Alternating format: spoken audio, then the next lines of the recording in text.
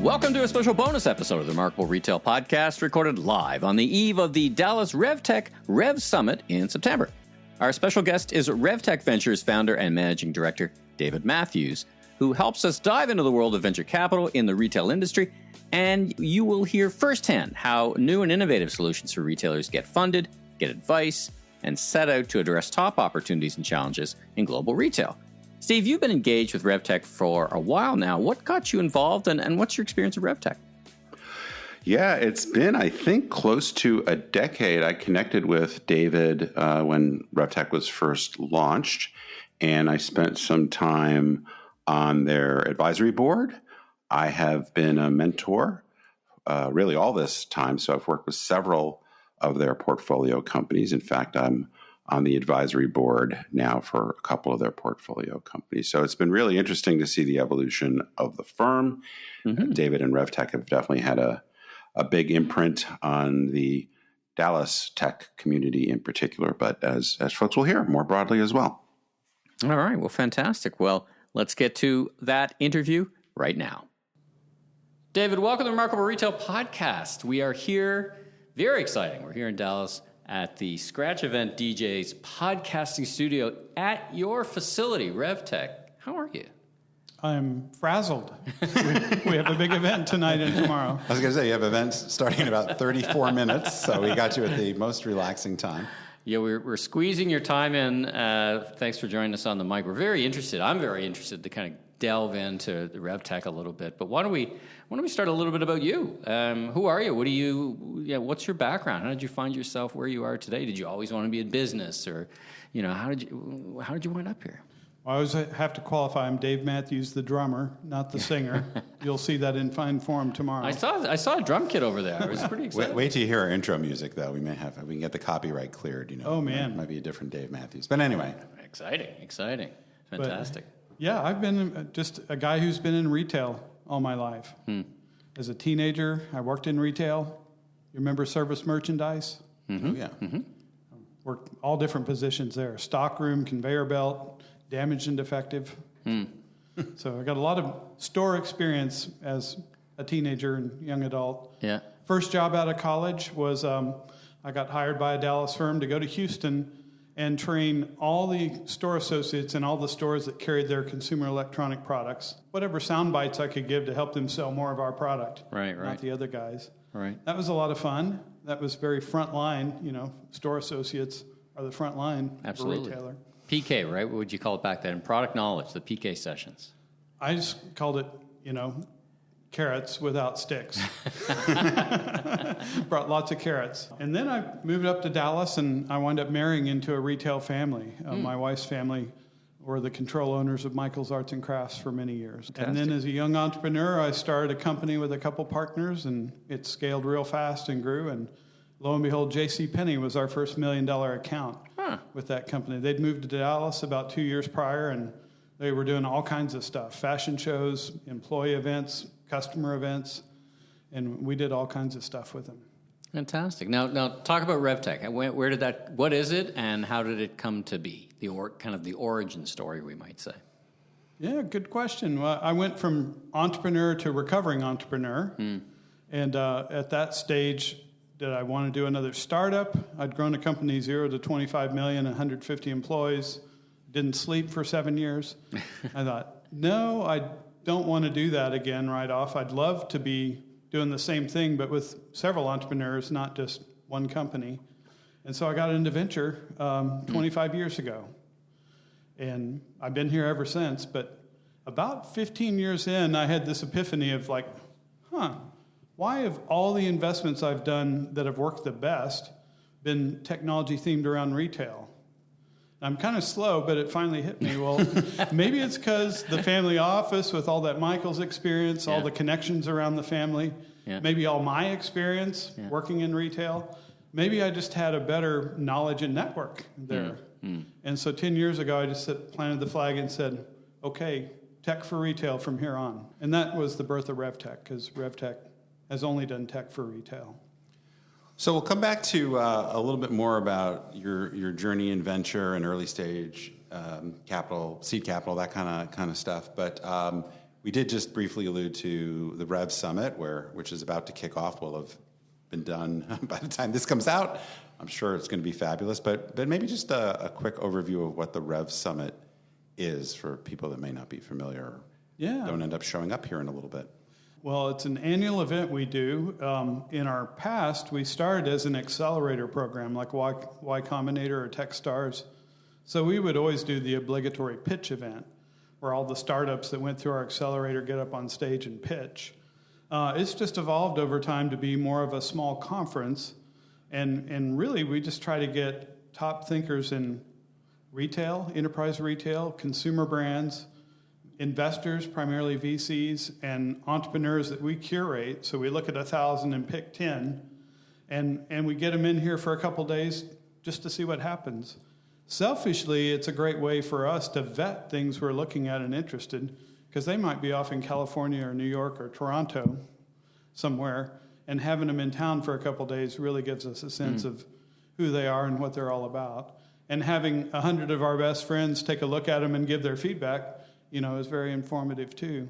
But it's kind of grown to where it's also anybody in large brands or retail operations that are kind of grappling with where the heck is everything going in the world of TikTok. It's a great chance for them to come in and get some perspective. Excellent. Well, so let's talk a little bit about early stage investing, the area that you've been focused in a bunch of years.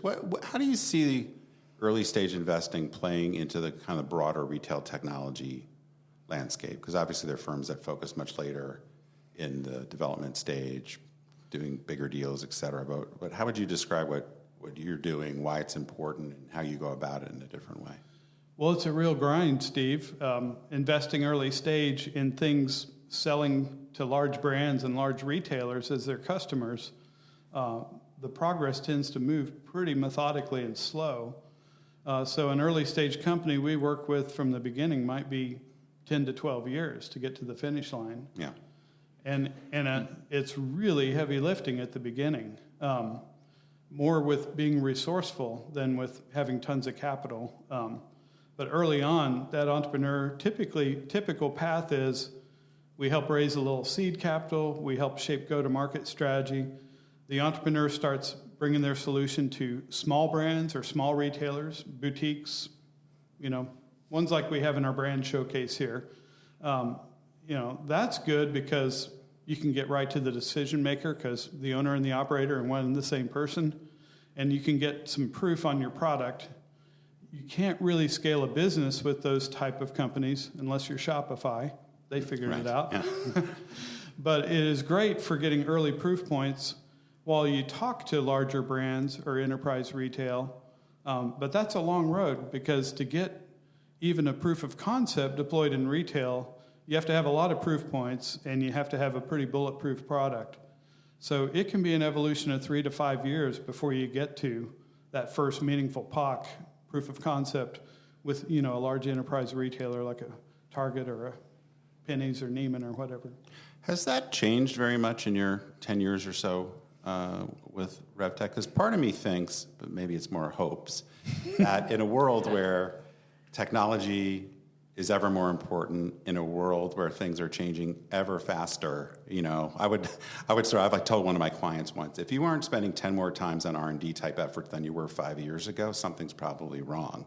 But when I work with tech firm, earlier stage tech firms, I often hear pretty much the same stories I've been hearing for years. But you see a lot more than I do. I'm just kind of curious how you've seen it evolve, how that may have affected your approach, or is it kind of the same story, just different day? Well, Steve, if it's tech that deploys in physical stores, it's slow as it ever was. It's just really, really slow. Even when you get that proof of concept, you deploy in 10 stores, you show a remarkable, amazing ROI. Even still, you get the deployment schedule and you think it's going to be a year, but it's 7 years to deploy it out. Now, online things can move much faster. Sure. Like our most recent investment, we invested, we're in this world now of social media meets influencer marketing. And now the latest thing to really disrupt is TikTok out there. People doing very short clips on TikTok and promoting and selling driving commerce. And providing valuable insight to the Chinese government, so it's kind of a win-win. Yeah. Oh, I'm sorry. Did I say that out loud? So we looked at reward style years ago and didn't get an opportunity, but I've been thinking for a long time, it's got to be like a 2.0 of that concept to come around. And I think it is now. This company we just invested in is kind of a talent scout for up-and-coming talent, because today's influencer can command a pretty big premium for schlepping product. And the ROI can be sketchy with that high of a cost for proven talent. So this company finds and actually batches talent by scraping content and finding all the attributes that would suggest success. They can bucket together, 5 or 10 influencers and drive a campaign that way, and it's less than a tenth of the cost and yields better results. So we look for things that can disrupt, and now you have this established base of influencer marketing. I think it's ready to be disrupted. It's a great example of being innovative and kind of at that front table to see what both is at the creative side and what is on the, so to speak, the demand side. So let's talk about that for a little bit. So as you kind of look at different companies, how do you interpret what the demand side is going to be, what retailers are looking for, and how they're going to drive technological change in their business? You talked about stores taking a little longer than we'd all hoped, but what are they looking for, and how do you kind of divine that and as a way to assess the opportunities that you look at? I just have to talk to somebody at the store side. I don't know per se. I don't live in that world, but so I always try to get customer feedback on, does this value proposition, where does it fit on your scale of priorities? Is it high, medium, or low? And in their tech stack too, right? And like you got to kind of navigate both those kind of things. Do you find that as well? Like, is there? I love your idea about you start with small businesses, small retailers, but the tech stack is just different. And is there a wariness to kind of insert something into a tech stack that may kind of tip it over? Talk about that a bit. Oh, you've got to integrate into established systems. Many times they're disparate, not interconnected. You have this opportunity arrives to disparate systems to begin with. Right. You're not, and it's not just the integration. There's a workflow side of things too. So you're bringing something you say is going to bring you a 50 times ROI with the pure play use of our product, but the entrepreneur is never really factoring in the cost to the retailer or the brand of staffing and workflow adjustments that have to be made, training, change management, basically. So with that kind of lens, if we stick there for a little bit, what are you excited about today? Like, as you've been looking about what retail is doing today, what are you hearing? What's the most exciting thing? You're talking about social media influencers. Anything in the stores that you're divining has got your attention? That if we could find a solution for that and help them connect those dots. Well, AI seems every bit the buzzword that .com was 25 years ago. It's almost 12 minutes. Yeah. 12 minutes in. We're starting to, we do an over-under thing on when someone's going to say AI. So it came up in our last interview. I think it was like 20 minutes. Yeah, I know. I was very disappointed. That was outside the typical range. So we're 12 minutes to get 12 to minutes. the AI. Call it 12 minutes. We'll call it 12 minutes. Time of AI drop. But I think the real opportunity, bar none, is retailers and brands are not short on data at all. They have mountains of data. Lakes of data, yeah. Actionable data, though, is precious. And so the ability to get siloed data to be connected and to start using, just call it machine learning intelligence comes after learning, right? Sure. But machine learning, where you can pattern match and find things that match and put them together. Most of the stuff we're doing around AI has been that. We've been doing it for 10 years. The thing now is it's starting to really come to fruition and start scaling. So a thing like a Pensa Systems that you'll hear here tomorrow uses machine vision, and they started it with drones flying around grocery store aisles taking inventory. I mean, what could possibly go wrong there?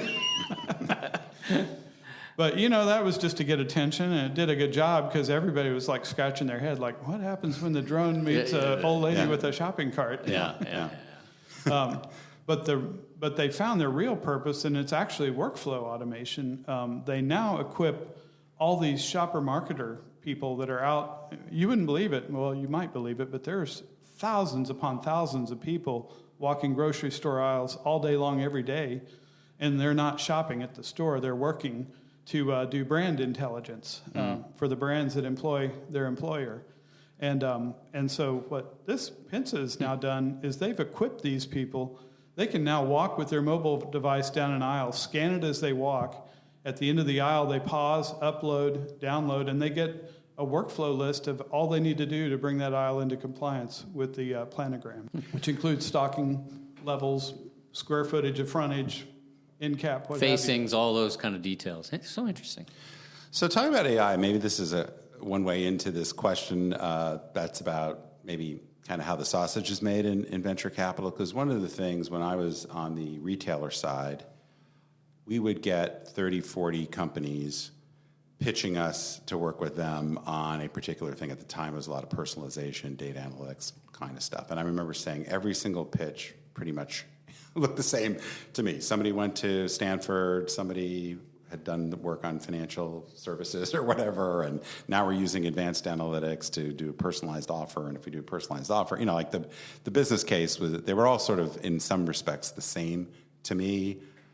I walk around conferences, and some of this is a lack of technical knowledge, right? Every company is doing stuff with AI. I have a client I'm working with; they're going through the same thing. We don't know which of these to really go with because maybe this is the great thing for the next 90 days, but then somebody else is going to leapfrog ahead. So when you get all these business plans coming in, many of them going after the same kind of problem, many of them leveraging similar technology, how do you separate out the wheat from the chaff, so to speak, to pick those companies that you want to invest behind when maybe they're doing very similar things?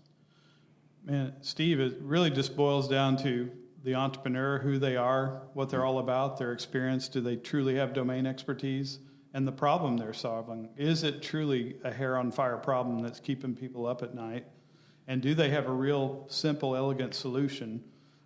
Simple like, working your iPhone for technology to be adopted, it's got to be really simple, right? Mm-hmm. Things that are overly complex will never get mass adoption.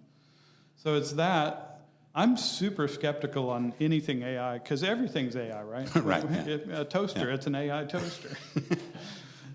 So I'm super skeptical because there's been like almost $1 trillion invested so far. It's all by like Amazon, Google, Microsoft. Well, that's the other thing, trying to keep up with the scale of some of these investments and where people are. So far, NVIDIA is the big winner, and I'm not aware of a ton of revenue happening with Microsoft and Google and others. So I'm just really skeptical because so far it's the game of the mega cap players. Sure. And everybody else is just like implementing Chat GPT and layering something on it. Right. There's probably lots of wins to be had there of taking the tech tools built by the mega cap tech companies and deploying them into niche solutions around industry problems. You talked with excitement about Pinsa. You talked with excitement about I don't know how you describe a social media, TikTok aggregator or whatever. Let's talk about a couple of success stories. Talent Scout. Talent Scout. Okay, there you go. Let's talk about a couple of 2-3 success stories and big winners. What brands or what folks would you like to highlight? Well, the one that put us on the map, I can't not mention, but one of our earliest investments, Order My Gear, we did over 10 years ago.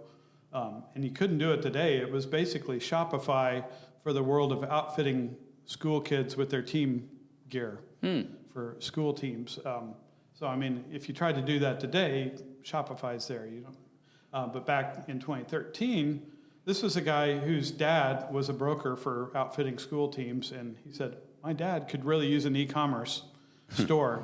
And, there's a lot of people like my dad. And by the time we exited, they built 250,000 virtual stores for tons of teams. So that one really put us on the map because it made up for a lot of sins. We'd made 22 investments at that point, and it returned a 2x multiple of all that money that was mostly wasted. That's kind of the game, though, so to speak, or the model. was The when model. I shouldn't call it a game. That's kind of the model, right? Is that when we're an accelerator? When an accelerator, you're taking things that are baby stage. I mean, it's concept. It's nothing built, nothing deployed. yeah. It's and so you're taking wild risk. We don't do that anymore. We like to see things actually have a product with a customer or two paying and using it and getting value that we can talk to. But yeah, I mean, that's life in venture. Is you start taking wild risk, and over time you get more risk averse. Right. Just like a family. I mean, take wild risk early on, and then as you get a mortgage, a car payment, kids, tuition, your risk level goes down. All those things. So give me another couple. There's a couple that I've heard of that I've come out of here. Steve's made me aware of. Talk about ones that come to mind for you. What is citizenry? Citizenry. Was one of them, for example. Yeah, on the consumer side, we don't do much with direct-to-consumer brands, but the citizenry was, right down the street, loved what they were doing. They had some early traction. So we have done a few things that were like a local, starting like opening the first store. The citizenry was that story, and we were part of their early scale. And this worked well for us. Our early investment, we were able to exit 3 years ago. They did a secondary when they raised a growth round, and we were able to exit our initial investment and get a really nice return. And then I'm glad we did, because then the company sailed in this era of high interest rates we've come into the past 2 or 3 years with all the inflation. And they sell home decor products and furniture online. So that market really got muted. And they wound up merging with another company called Havenly earlier this year. So we'll see what the outcome is there, but there's still promise ahead. But that's illustrative, because that's what we like to do. We like to, if there's an early out opportunity, take it. Because typically we'll write maybe as many as 5 or 10 checks into a company over the life of the investment. So every company is always raising more money. And that's a truism of the startup world. Right. So if we have a chance to take the early chips off the table, we'll usually take it. And then with the larger bet we've made later, we'll ride it to the finish line.